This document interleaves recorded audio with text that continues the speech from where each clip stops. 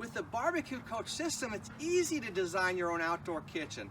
Here we are in a backyard, and we got our measuring tape, and we're going to plan an outdoor kitchen here in just a few minutes. We know that we want to have an island down this wall here because we got the gas stub.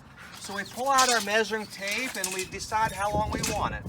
Let's say we decide 8 feet here. So we know it would just be 2 4-foot modules to make an 8-foot island. Let's say we want 9 feet.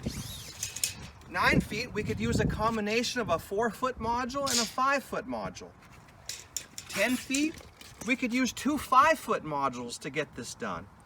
Now let's say we want to make a return out here, make an L island. We could go ahead and measure out from the side of the house here. And let's say we want to come out 8 feet again. Well, we know that we're going to butt this frame up against that straight frame. So we would deduct the 32-inch depth of this module because we're going to butt a module up against the side here. So we take 8 feet, 96 inches, minus 32, and that's how we know how much left we have. So maybe we get a 5-foot module, and if it's a little bit too long, we can always trim it down. To make a custom length module, it's very easy. Before you assemble the module, you just take these 4 length wall tracks and cut them down to any length you want to make a shorter module. So it's that easy to customize the length of your islands. But try to plan a length that is equal to a combination of 4 and 5-foot modules so you don't have to do any cutting. That's really our main goal this year, is we want to make a system that you don't have to do any cutting or just very, very little cuts.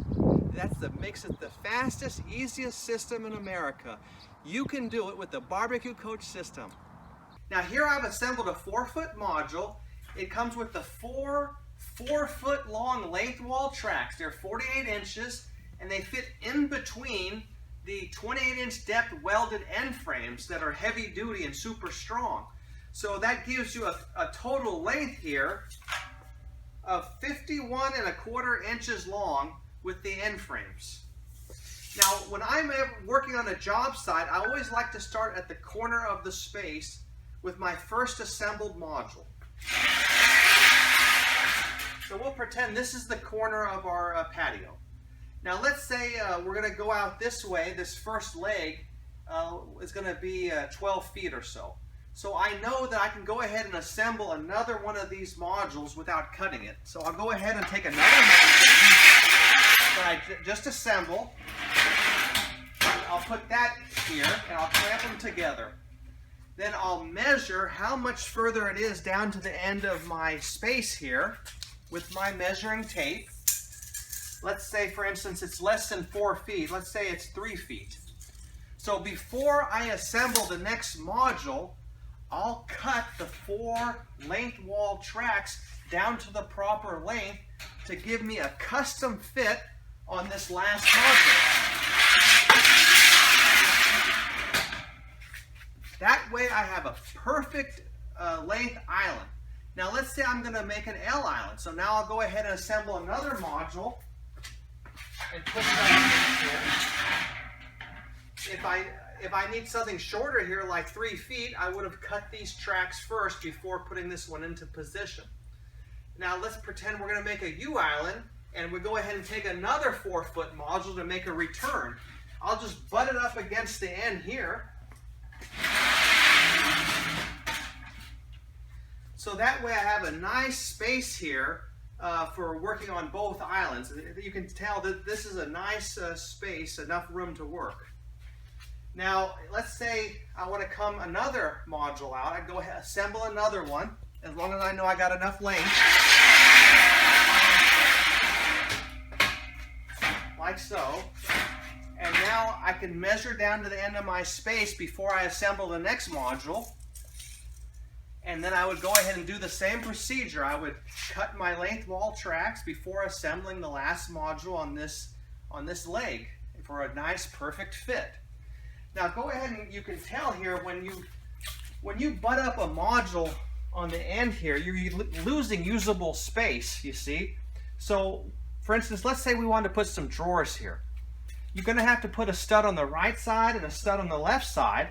So that's only going to leave you enough space here for maybe vertical drawers or a 14 by 20 vertical door. You're not going to be able to fit too much when you butt a 4-foot module up against another 4-foot module like that. So keep that in mind when you're planning your design here on L and U islands.